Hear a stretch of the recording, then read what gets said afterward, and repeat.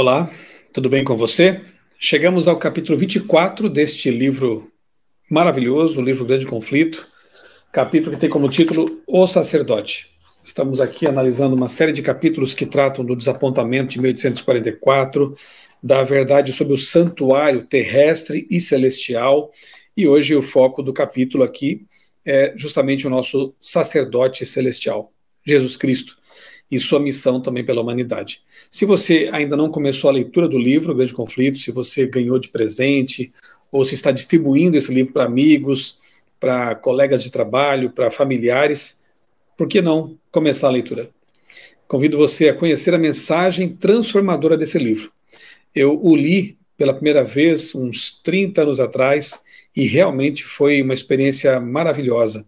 Aqui em meu canal eu postei recentemente um vídeo com uma entrevista que eu fiz com a advogada Lilian, era ateia, não cria em Deus, e com a leitura do livro Grande Conflito, a vida dela foi transformada. Ela teve um sonho com esse livro, realmente é um testemunho muito bonito. Procure aqui no meu canal, a ateia sonha com o livro Grande Conflito. Você vai se surpreender com esse testemunho. Fica aqui o convite, então, para que você leia, estude este livro, que já tem mais de 100 anos de publicação, de sua primeira edição. Aqui no meu canal também eu tenho gravado toda semana, mais ou menos toda semana aí, um resumo de cada capítulo. Se você perdeu os 23 vídeos anteriores, é só clicar aí na playlist O Grande Conflito, série O Grande Conflito, e você vai ter acesso a todos os vídeos que eu já gravei comentando cada capítulo do livro Grande Conflito, tá bom?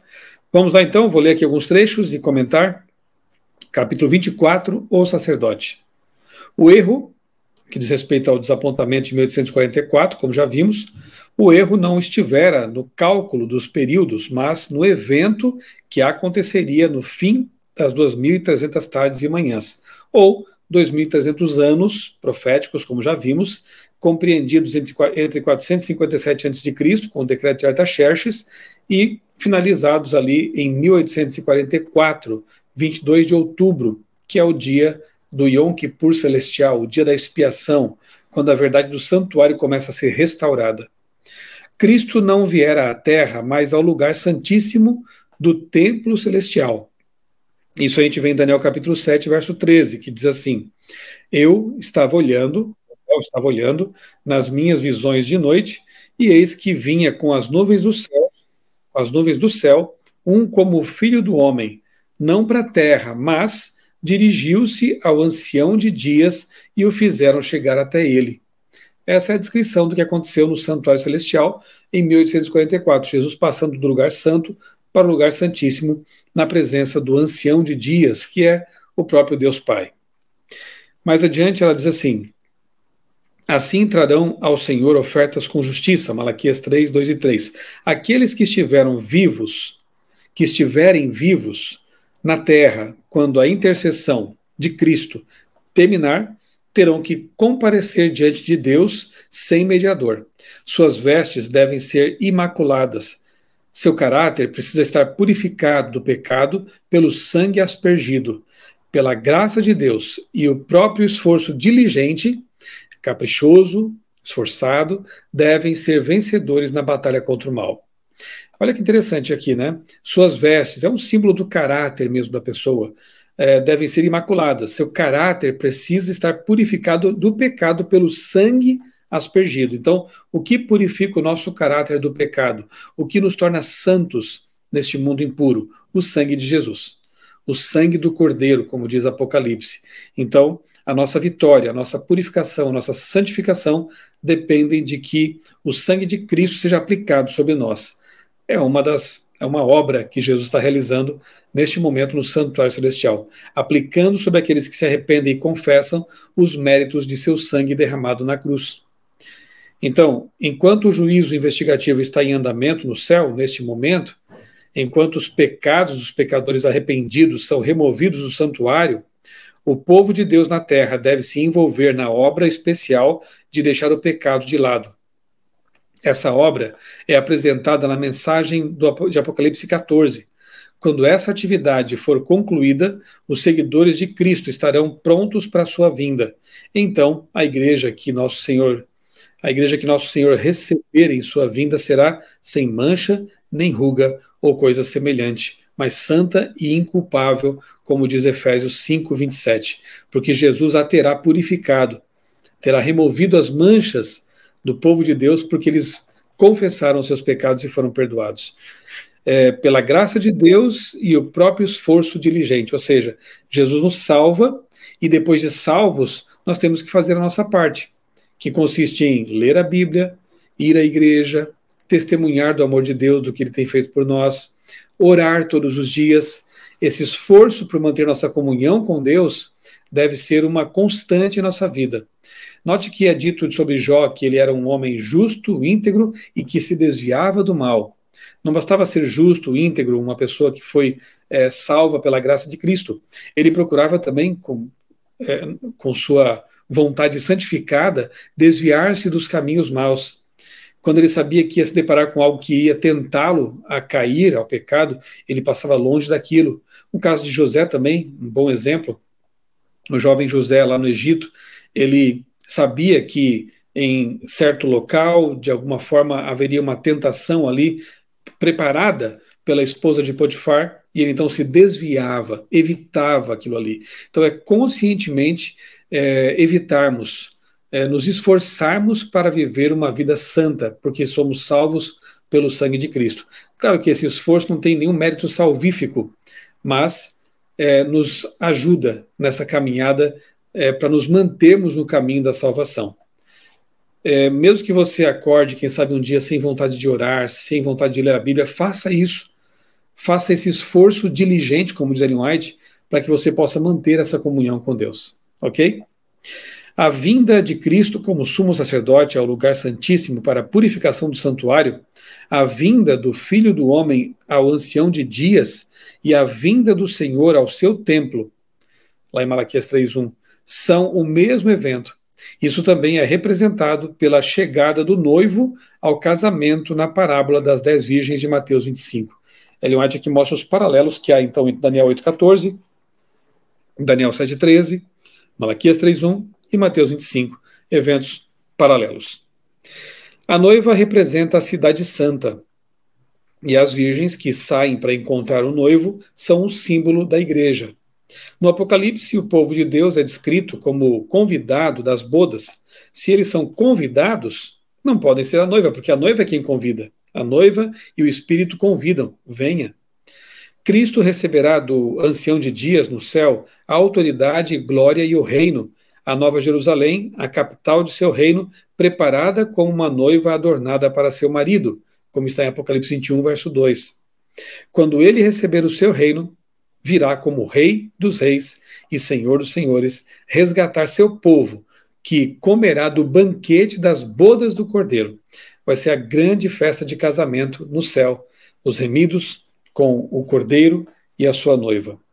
Nessa parábola, aquelas que tinham óleo na lâmpada compareceram às bodas, aqueles que na noite de sua amarga prova aguardaram com paciência, examinando as escrituras em busca de luz mais clara, viram a verdade acerca do santuário celestial e da mudança no serviço sacerdotal do Salvador. Pela fé, seguiram-no em sua obra no santuário celestial.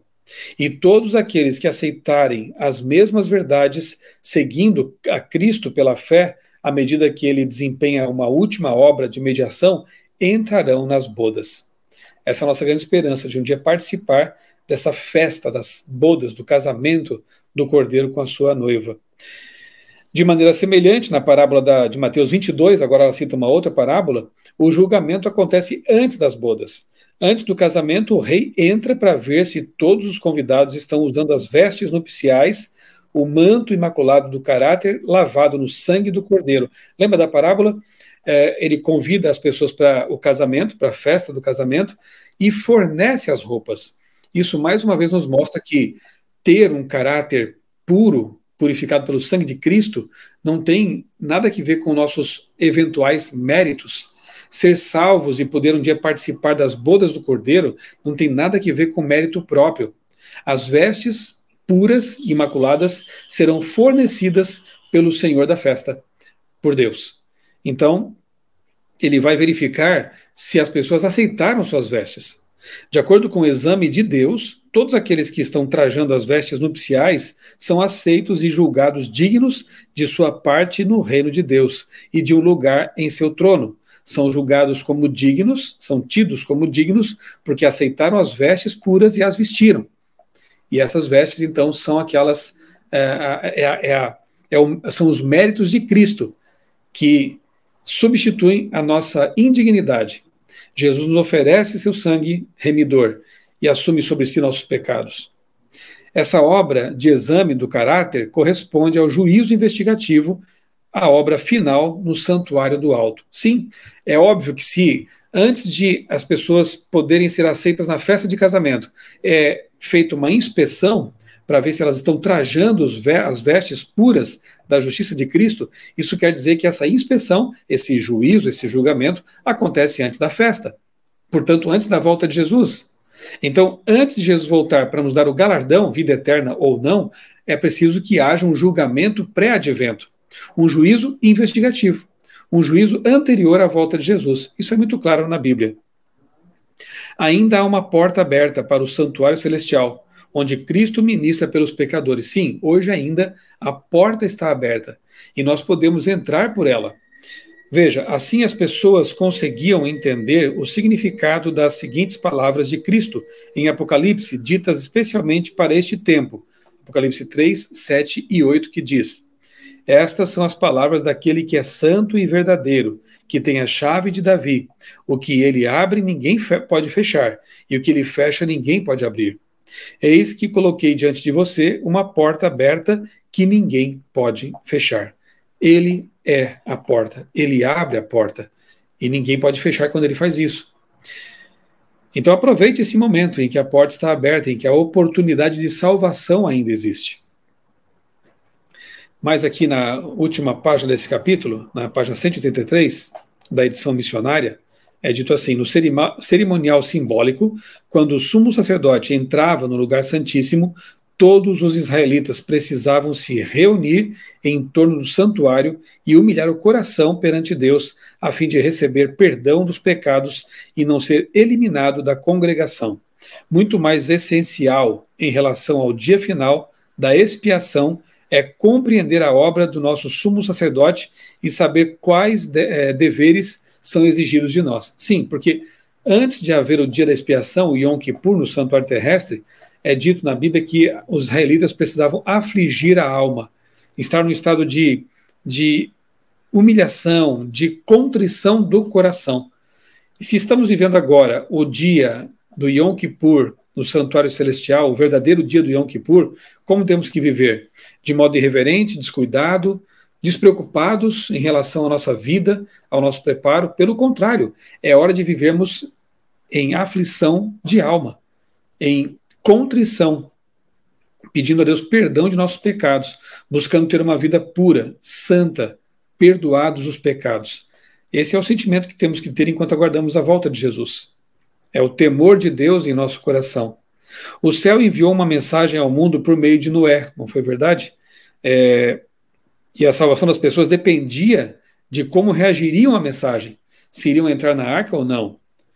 Depois ela também lembra aqui nos tempos de Sodoma, todos, com exceção de Ló, sua esposa e suas filhas, foram consumidos pelo fogo mandado pelo céu. Então, dependia também da aceitação daquilo que Deus oferecia, a salvação, sair da cidade, a salvação dessas pessoas. E, infelizmente, a imensa maioria se perdeu, assim como aconteceu no dilúvio também. E nos dias de Cristo, ele diz que eis que a casa de vocês ficará deserta. Mateus 23, 38. De fato, dali poucos anos, o Império Romano devastou Jerusalém, destruiu Jerusalém, e para aqueles que viviam lá, é como se um juízo tivesse realmente acontecido, e a oportunidade foi perdida ou não, para aqueles que estiveram atentos às profecias e às palavras de Jesus. O que nós faremos em nosso tempo? Será que, como os antediluvianos que desprezaram a pregação de Noé, nós também pereceremos? Deixaremos de entrar pela porta da graça? Será que, como os que moravam em Sodoma e Gomorra, também desconsideraremos as advertências de Deus? Continuaremos em nossos pecados e assim também sofreremos as consequências de estar apegados ao pecado, porque o pecado será destruído? Será que, como aqueles que moravam em Jerusalém, desconsideraremos as palavras de advertência, como Jesus fez, os advertiu para que eles fossem salvos, e infelizmente incorreremos no mesmo destino, destruição final? Note que a mesma Bíblia que fala de graça e salvação também fala daquilo que vai acontecer com os que desprezarem a graça e a salvação. E nós precisamos tomar uma decisão séria nesse sentido. Precisamos aceitar o sacerdote celestial. Precisamos aceitar Jesus como nosso Salvador, nosso intercessor, nosso Senhor, e permitir que Ele faça a devida purificação da nossa vida, do nosso caráter, a fim de que possamos um dia, muito em breve, estar na festa das bodas do Cordeiro, trajando as vestes do caráter puro fornecido por Jesus. Deus nos ajude nessa caminhada e que possamos confiar em nosso sacerdote celestial e aproveitar que ele ainda está intercedendo por nós no santuário celestial. A porta ainda está aberta. Entremos por ela pela fé. Um grande abraço para você. Deus abençoe grandemente a sua vida e também a sua família.